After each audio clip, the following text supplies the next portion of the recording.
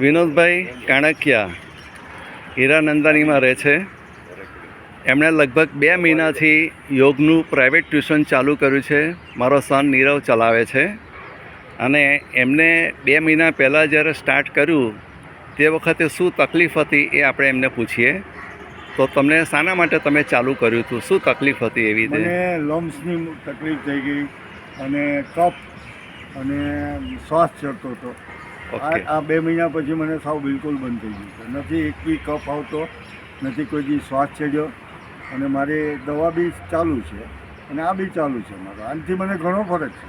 Okay. હા, હું બહુ રેગ્યુલર કરું છું. ઓકે. હા, ટાઈમ ટુ ટાઈમ નીરવ બી ટાઈમ ટુ ટાઈમ આવે છે.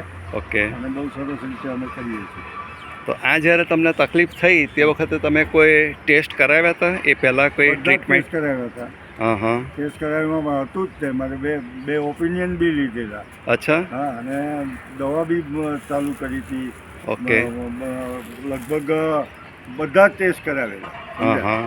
અને ત્યાંથી જ તે નિદાન થયું કે ભાઈ તમને લમ્સની તકલીફ છે. ઓકે. અને એ લમ્સની તકલીફને મને એમ જ થયું કે મેં આ યોગા કરવા જોઈએ. મેં પોતે જ વિચાર્યું. અચ્છા. અને એટલે મેં પ્રાઇવેટ કરું તો જે મને લમ્સની તકલીફ છે ને જી એ મને સોલ્વ થાય.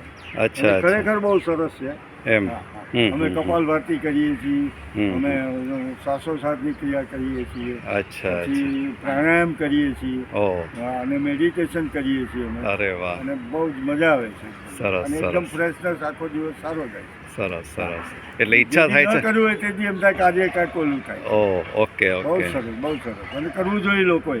અચ્છા. કરવું જ જોઈએ. એટલે ખાસ આ ઇન્ટરવ્યૂ એટલા માટે જ લઈએ છીએ કે તમને શું ફાયદો થયો, શું તકલીફ હતી, અને હવે શું લાગે છે કે જેથી બીજાને કંઈક પ્રેરણા મળે કે યોગ કરવાથી શું ફાયદો થાય છે. તકલીફ હતી જોવો તો.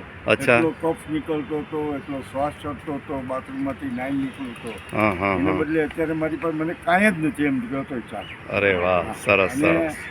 સારું છે એકદમ. ઓકે. પાછો મારો હજી 3 મહિના પછી પાછો મારો ટેસ્ટ છે બધો. ઓકે. ચાલો, વિનોદભાઈ કાણેકિયા માટે બધા તાળીઓથી એમને ખૂબ ખૂબ વધાવી દો. ખૂબ ખૂબ આભાર. સૌનો ખૂબ ખૂબ આભાર. Thank you so much. નીરવનો બી આભાર. ના, એ તો હવે ઠીક છે. Thank you.